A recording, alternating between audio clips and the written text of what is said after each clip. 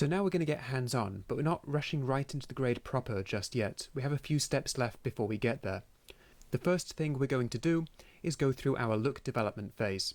This is when we gather a series of reference images and start to really think about the direction we're going to take this project. We're going to gather a few images from a number of different sources. These reference images can be anything and simply serve to inform our use of colour. They are usually, but not always, from video projects or films, but can be photos, video games, paintings and illustrations, anything visual, really. We're going to build up a bank of reference images from things that we like and then use that to help inform the direction we're going to take when grading this project. Now, this is an important step, and some real time spent developing looks will always yield a far better result than just rushing in and starting from scratch with no contemplation. It's an important note to tell your clients too. I used to work with a lot of people who would just hand the grade over at the start of a booked day and expect it finished by the evening. There's a real creative process here, and it needs the same consideration and treatment as any other. Communicate with your client and try to get them to send you some still frames from the edit in TIFF format. That will give you a series of images to work on that retain almost all of the colour information that was present on the files the offliner used.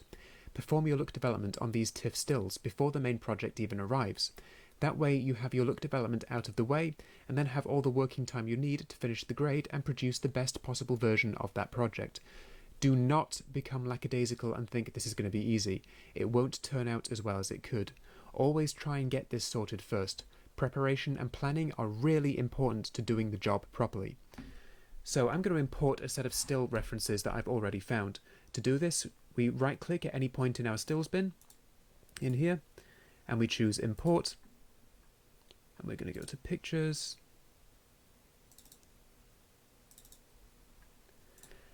so by default Resolve looks for DPX files. We hit this drop down and send it to all files, and then what we've got will turn up here. I now have my reference stills, and I can bring them up and use them like I can any other still I've taken in Resolve.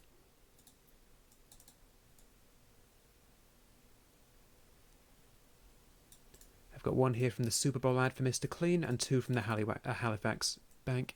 This was a very low res one. That's okay. We're not actually going to be making anything with this. It's just a reference for the use of colour. And I particularly liked the use of yellow and blue here. And I liked how clean and blue the uniforms were here and how white and sterile everything was in the background. And I liked the kind of golden sunset and greeny teal. We're going to take a look at developing our looks based on these stills. Now at this point you should go and get your own still references. 5 or 6 is ideal. I've got 3 here because I've already graded this project once. I know what I'm going to do, but try and find a few more references for yourself. At this point you can progress in 2 ways. Now feel free to work along with the demonstrations and imitate as you go, that's fine. Or if you prefer, use the content here to help with your own version of the grade. Either is fine, but both is a lot better. No practice is ever wasted. So I'm going to go ahead now and I'm going to develop a look on one of these shots. I'll choose this one, I think. So first thing I'm going to do is set up my basic contrast and saturation.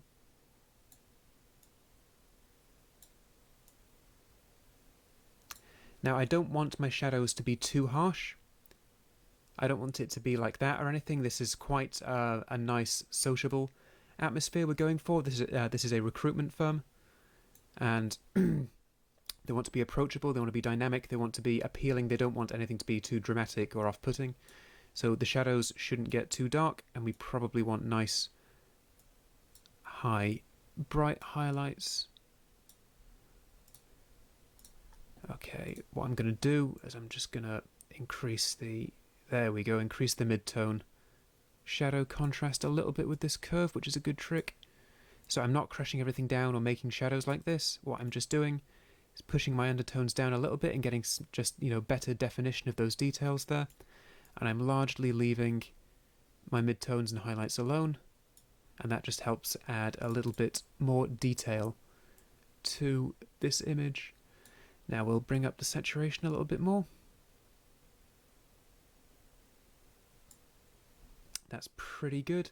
Now there's quite a strong yellow tint here, so what we're going to do is balance this.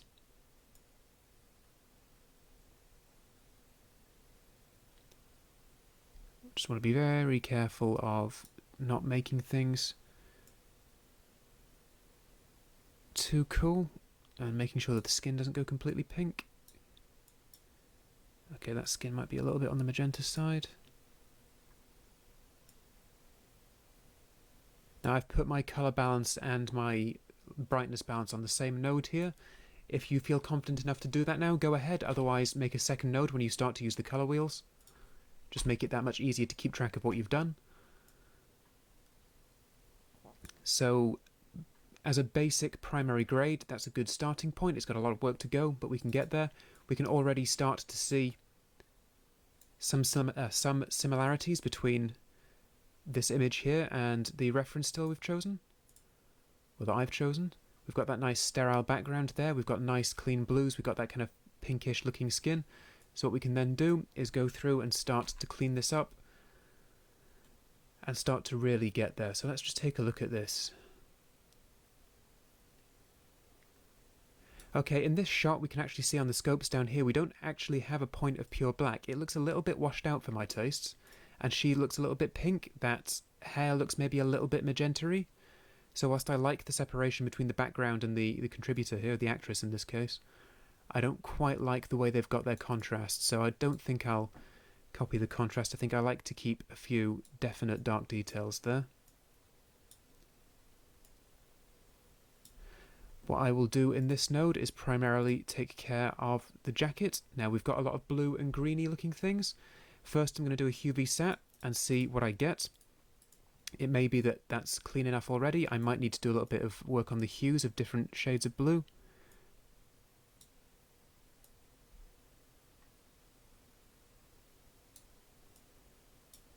Now I don't want to make it too harsh. I always run the risk of introducing noise when I make very harsh adjustments on a secondary curve, and if you have a very harsh drop like this, then the pixels that fall within this range can start to show big variations in saturation, hue or brightness. We typically want things to be quite rounded off, so we avoid those harsh edges, because the harsher the edge on this curve, the more likely you are to get noise, because you're making pixels of relatively similar values have very different operations be carried out on them.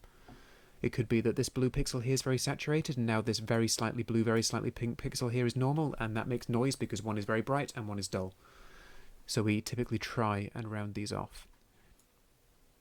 I don't want to go absolutely ballistic here. It's got to be nice and cool and stylized, but it's not going to be mental like that.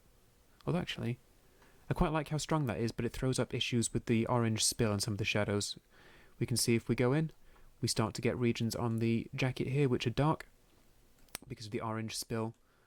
I say spill, the orange reflection of the wood here is bouncing up on his arm. So if I really, really go for it, I'm going to make the divide between the blue and the orange reflection here all the more obvious, and I want to avoid that. So I'm going to bring it back down and be sensible, and I'd say there is looking pretty good. And you can see the difference that's made in that nice blue jacket. I like that now. Maybe a little bit more. Now, the background here is looking a bit cyan, and I want to keep things in this quite nice and neat blue colour scheme. So what I'm going to do is I'm going to make a slight adjustment to cyan hues in this image. So you can see I can make them nice and green, or what I want is to try and get those blues in the background, the cyan greens in the background, to be more similar to our jacket. And what I'm just going to do is bring up the vector scope. Yeah, and you can see the cyan down here. We're not going to bring it right up because it's going to start to go a bit magenta, but I'd say that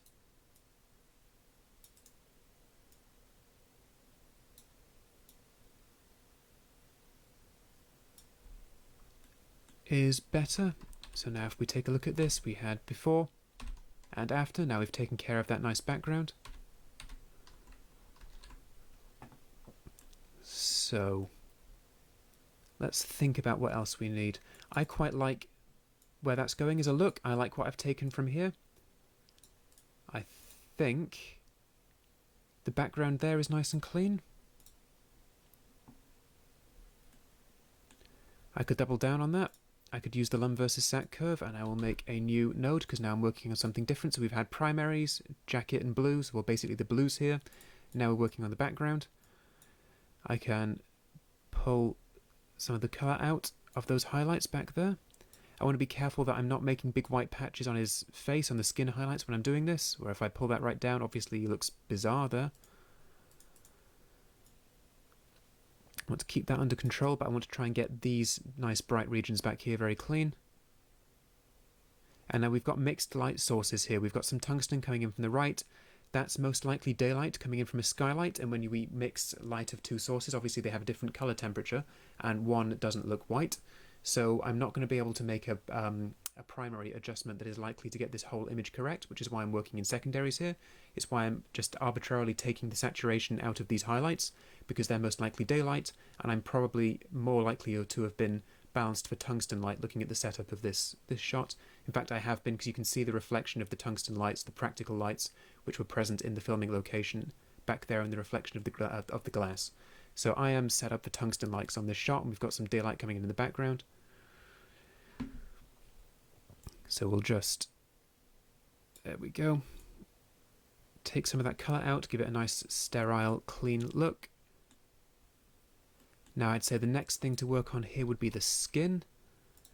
This was shot on an FS7, and FS7s are well known for not having the most flattering treatment of skin tones. Sadly, it can actually be quite mangling in places. It's, however, a good 10-bit camera. So what we're going to do is make a selection.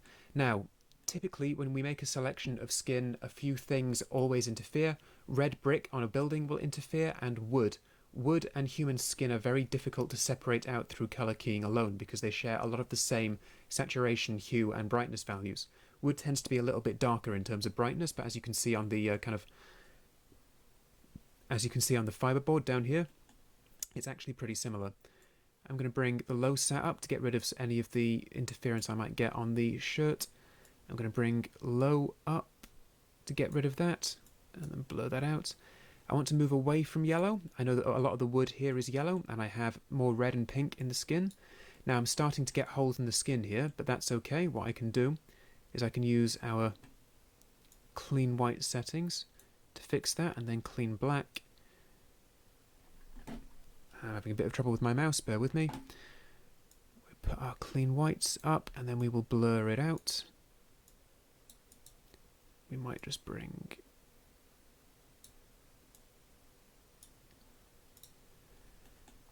Okay, and then what we might just do now that we've got the skin, so we have a fairly good skin key, but it's not perfect. If I start making extreme adjustments here, you can see the shadows aren't quite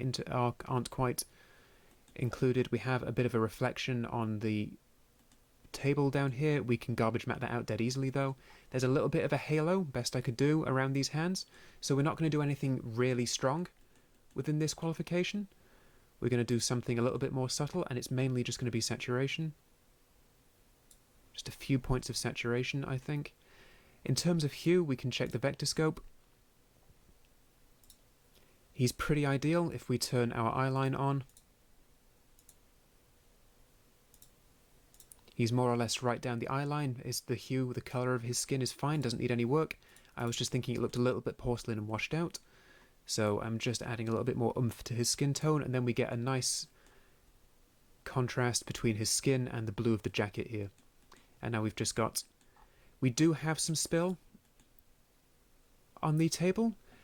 Because of the nature of the adjustment I've made, it doesn't really produce much in the way of a visible result. If I go before and after, you don't see anything, whereas on the skin you can see before and after.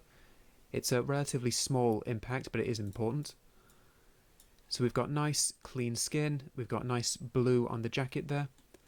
There's a little bit, like some of these shadows are looking a bit green and a bit yellow, a little bit off. I might do something on those next, but the next thing I'm going to do is I'm going to finish off working on our contributor's skin, and I'm going to make a face vignette because his face doesn't quite have the contrast it would need to make a feature of itself. I would say that his face needs more contrast here, so I'm going to stick a vignette on that. And I'm going to track that power window. Dead easy. And then I'm just going to jack up the contrast on that a little bit. It doesn't need any further saturation, but now what we've done is we've increased the contrast, maybe not quite as much on the shadows. Now what we've done Maybe what we'll do is we'll play on the idea of midtones versus highlights. Let's just take a look at that full screen.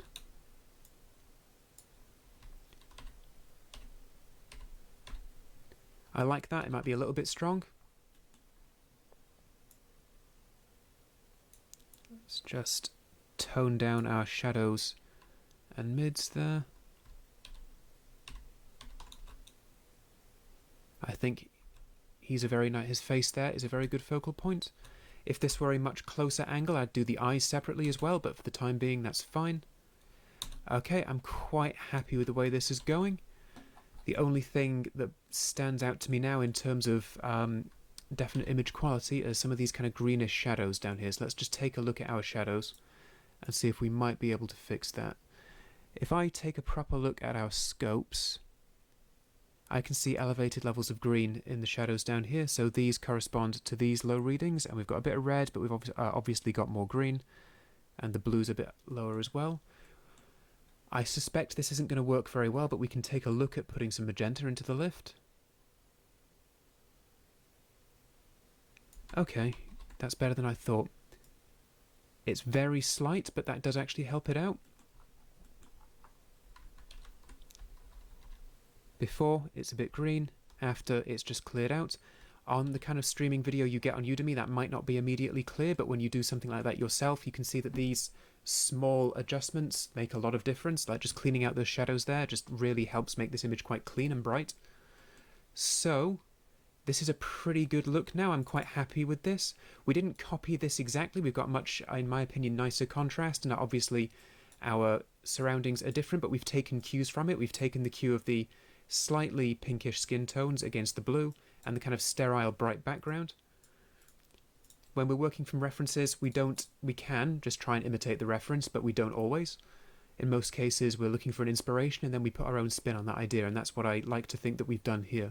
So I like this as a look. It's fairly good, it's simple, it's clean, it's quite nice and appealing. It's got a very nice, simple colour scheme. It's technically very good, it's exposed very nicely, you're clearly drawn to the contributor's face. His skin is good. That's fine. So there's one last thing I might be tempted to add, and that might be a vignette. We'll experiment. I'm going to make a new node. And as I've said before, don't worry about the number of nodes you're using. Your goal is to do what's appropriate for the project. It's not to put 15 different nodes down on everything. It's not to put 25 nodes down on everything and have everyone think you're the super colorist. It's just to do whatever is appropriate for your project at hand. This project might go up to between, let's say, 5 or 12 nodes, depending entirely on what you choose to do, and either of those numbers is fine. If you get a good grade on this with 3 nodes or even 1, that's fine. It's just whatever produces the best result. There's no rule on the number of nodes you're expected to produce during a grade. And nobody's going to look at your grade and think, oh, you've only put 4 nodes down here, you're not doing your job. Like, just nobody's going to think that. So don't worry about it. Now back to the point, I'm going to make a vignette here and just see if I like the effect it has. I'm going to use a linear window. I'm going to drag it out. And what I'm going to do, there's a slight slant to the way he's sitting. When I make vignettes like this, I like to find kind of lines in the shot. So let's say there's a diagonal line described by the alignment of his spine and by the center of the shirt down here. I like that. There's quite a nice dynamic shape. So what I want to do is make a vignette that uses that shape to really emphasize the way in which he's sitting, and that kind of doubles down on the kind of the movement and the lines and the composition of the image. So you could just put a circular vignette on this, but I don't think that would be as good, because he's making that diagonal line. I quite like that, and we also have this line here described by the table as well. We have these lines intersecting, so we have quite a nice kind of X thing going on, which is quite cool and interesting. Then what we'll do is we'll invert this, hit this button here, turn it off, and then we'll just bring down the brightness and the saturation a smidge there. And now what we've got is a bit of a vignette on the left hand side of our image that just focuses us back down on our contributor here.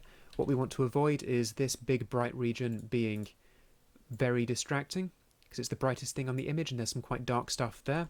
high contrast draws the eye. We don't want the eye necessarily to be drawn to this region back here. We want it to be drawn to our contributor's face. So we'd reduce the contrast in this region, and now our focal point is clearly and naturally the face of our contributor, and I think that is pretty good.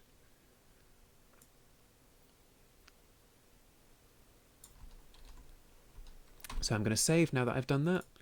Right, so that's the first look that we've generated here. That's the first look we've developed. We're going to make a new album. We're going to rename the first one Reference Stills, and then we're going to rename the next one LD Stills, stands for Look Development. I'm going to take these and then I'm going to export them as a JPEG and email them to my client and say, look, this is what I've got. These are kind of the 3 ideas we're going for. Please tell me what you think. And then the client's going to come back with feedback of their own, or they're just going to say, hey, I like that, and choose one of the looks I've developed. Then I know the direction I'm taking for the rest of the project, and we're going to go through and match everything else up. So I've got that there. I'm going to right click and we're just going to go over versions quickly. So a version is, well, a version of the shot. You can have multiple versions of the shot which exist alongside each other, and you only have one active. You only ever see the grade on your active version. So what we can do is we can set up 3 versions of this shot. Excuse me. What we can do is set up 3 versions of this shot and then have it so that we only see one at a time. Now what that means is that we can grade this shot 3 different ways, and then we can always just have it still down here and we can just click back onto that version when we want to see that grade again. So this is version 1. I'm going to rename that and say clean blue v warm. And now I'm going to go to local versions, and we're going to use local versions for now. I'm going to go over remote versions in a more advanced project later on.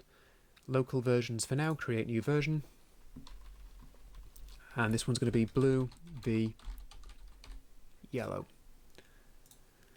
Now I've got 2 versions. I'm on blue v yellow. If I just reset all my grades, I got nothing. But if I go back and I load blue v clean, blue v warm, I'm back to my old grade. So that hasn't gone anywhere. We'll just load up blue v yellow again, and now we start from scratch, this time using this reference. So I'm going to cheat a little bit here. I'm going to basically copy the grade across, but I'm going to delete all but the first node, and that way I've already got my primary grading done. Looking at this, I do have some clean blacks, I do have some low mids and some high highlights. Might bring the highlights down a little bit for this one.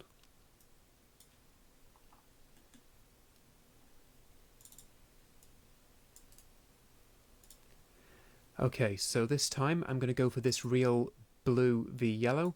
Now the important thing to note is even though we have a strong yellow push to the midtones and everything outside of the blue, we still have clean blacks and shadows, we still have clean super bright highlights up here. So what we don't want to do is just go, look, job's done, and then we have these horrible artifacts all over the place.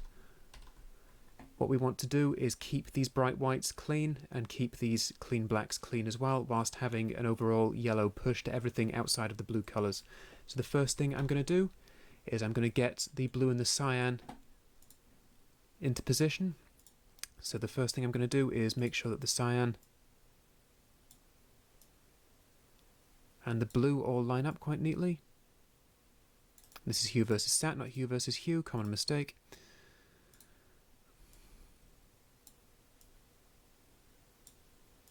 And I want to be careful that I'm not pushing what's already blue into magenta, so. Okay, cool, so I've got my blues there. Now, what I'm going to do is I'm going to make a secondary qualification. Now, these kinds of secondaries are challenging to produce. It may take some time to refine these. I'm going to start, there we go.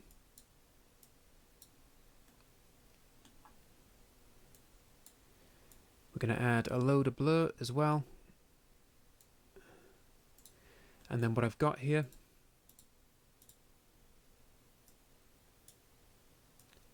I'm basically doing everything but the skin.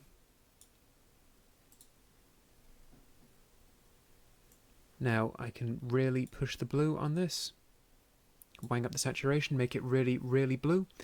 And now what we can do is we can make an outside node. We can hold Alt and hit O.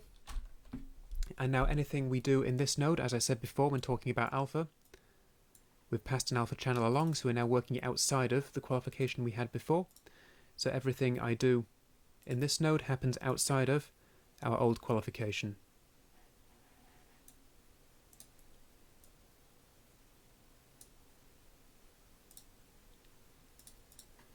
So now we can start to introduce a yellow push to everything. Need to make sure that we keep our highlights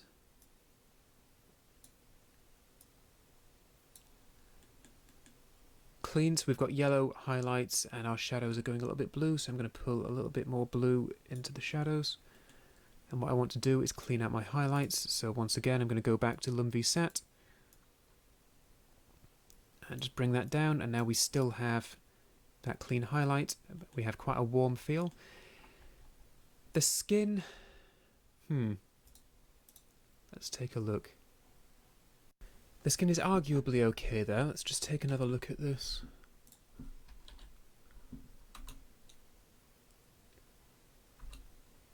Okay, let's vignette that up and see how it looks. It's looking a little bit pallid at the moment, but I think that's mainly because it's lacking contrast. So what we can do is add a quick face vignette here.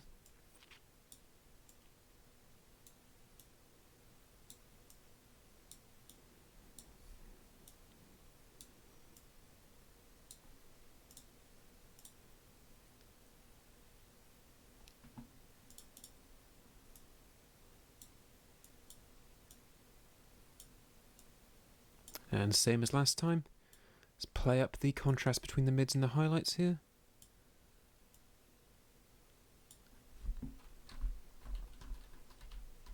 There we go, that adds a lot more nice detail. I don't know, I'm in two minds about the skin on that one. I think it might be looking a little bit off and yellow, but then that does fit in with everything else. Let's just take a look at the difference between the two. So it's subtle, but that one's much cleaner. This one has a more yellow push to it. We might even push that even further.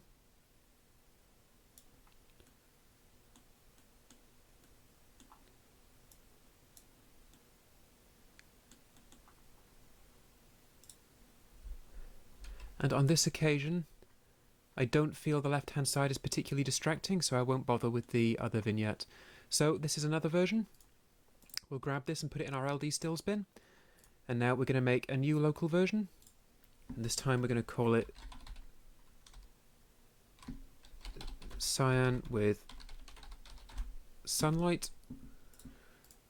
And we're going to reset the grade and start again. What we'll do is we'll just make sure that we get back to the same starting point we had. And that was copy and paste the old grade along and then delete everything but the first node, which is where we took care of most of our primary grading.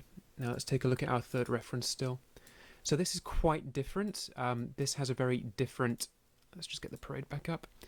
This has a very different set of contrast and a very different airy blurred out screen blur kind of a look. So what we can do is experiment with this one. This is going to be quite different from the other two. It's a bit experimental. It's probably not going to be the best fit for all of these shots. It may be shots like this, outdoor shots like this. Some of the cutaways will take better to that kind of treatment than the actual interviews, but we'll have a look. What we'll do is first off take a look at the kind of contrast ratio we've got going on.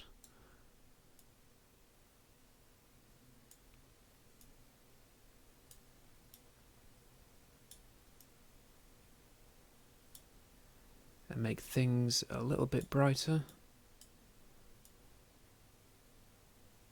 Okay, we're starting to get blown out hot spots on the shirt there, so we need to bring things down a bit.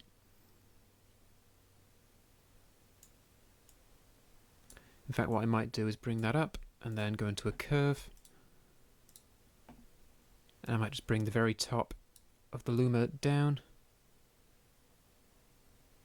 There we go. So I still get the brightness I want, but I keep my highlights under control. Just be careful not to do things like flatten out the face detail when you're doing that, because the face is quite bright on this one. Okay, so we've got quite a divide, we've got quite nice warm highlights. We can see up here red, green, a bit lower in blue, so everything is a slightly warm push, quite a warm quality to it, but it's not super saturated. If we take a look at it on the vector scope, it's not a super saturated shot. We already have stronger colours without much grading. So maybe there's even a little bit of violet in the shadows there. Let's take a look at the parade as well. There's definitely blue in the shadows. On the right hand side, in the face, I feel like there's violet there. I feel like there's purple in the shadows.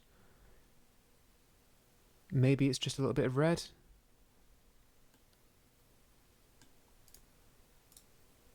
So let's see where we go with this.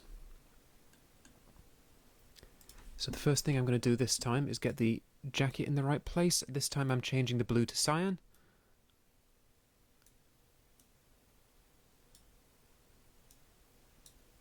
And then I'll jack up the cyan. Now we typically don't do things like this. We typically don't change important brand colours like this, but in this case we're experimenting a little bit.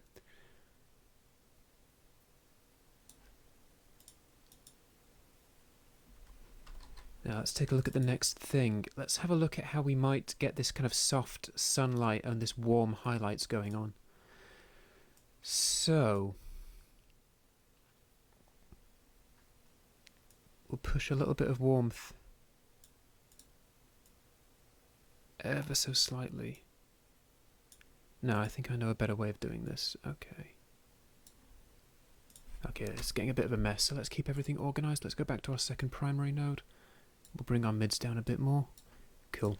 Right, we're going to do something more advanced. We're going to use the layer node for the first time. I'm going to cover the layer node. I'm going to cover the layer node in more detail on a later project. But for now, we'll do a simple use of it. We'll see how far that gets us. So the layer node is like setting up a layer stack in Photoshop. It turns our nodes into Photoshop-like layers, and then we can choose a blend mode which lets them all collapse onto each other and make creative effects. So we can set it to overlay and make a bleach bypass. We can set it to screen and make a screen blur. We can set it to multiply and make something very dark and shadowy. What we're going to do is use a few new tools, and don't worry about this too much. This is almost certainly not the look we're going ahead with. In fact, it's definitely not the look we're going ahead with. I've already got that planned out, but we're going to experiment a little bit because we can experiment. I'm going to blur this out. Composite mode. If we right click on the actual layer mixer node, which is this grey block here, we can choose different blend modes and see the different effects that they have.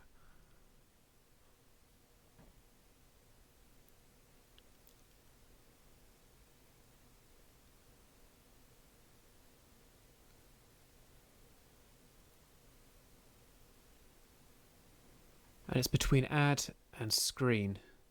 I'm going to choose screen. Now this looks ridiculous right now, but bear with me.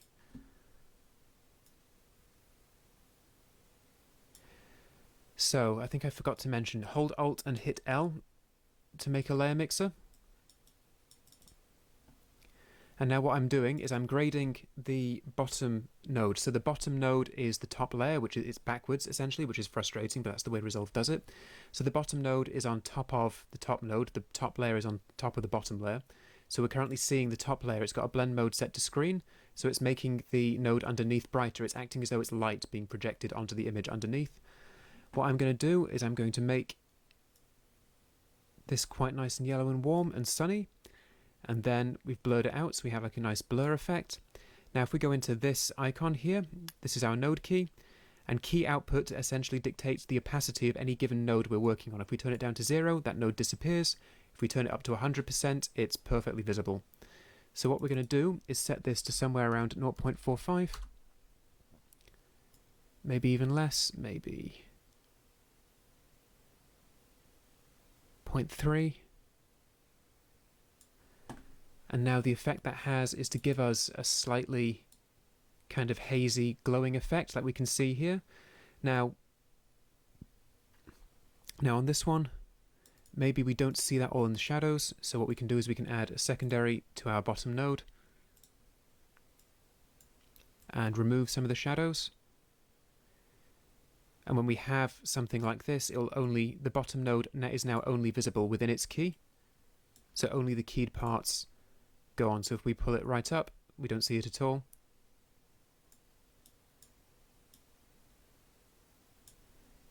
And now we just see, there we go. Don't worry too much if this bit is difficult to keep up with. This is mainly just a bit of experimentation, and we'll go through it in more detail in the next real world project when I manage to publish that. But for the time being, I just wanted to explore that idea and kind of get that. Okay, so that's cool. The face is too bright, but we can fix that next. When you're making a new node and using a layer mixer, make sure you have the orange border around this grey brick, and then hit Alt and S. If you have one of your nodes beforehand active, you're just going to make more nodes before the layer mixer, and everything's going to go out of control. So make sure that the layer mixer itself is active, hold Alt and hit S. And now we're going to do some treatment on the face.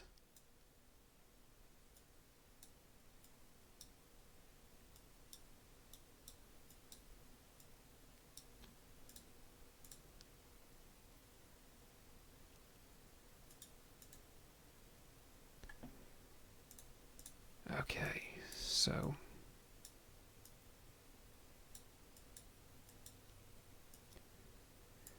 I'm going to bring the saturation down slightly when I bring him down as well. Otherwise it might go a little bit odd. So now we've got that there, we've got that kind of dreamlike glow. We might add a little bit more yellow into our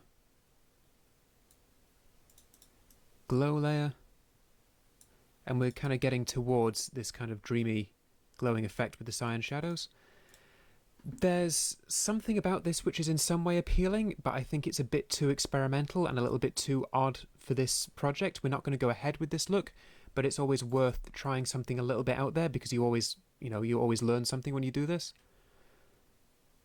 Whilst it was an interesting experiment, and it's not produced an image which I think is terrible. I quite like a number of things about it. I like the cyan colour. I quite like the way his face has turned out. But I don't think it's appropriate for this project. I think the other two looks we've got, which are much cleaner, are more appropriate for this project. So we're going to grab that still. Now, this has been an excellent place to start. This is a good overview of look development, and this is what we do quite a lot of when we're doing this on a real-world project.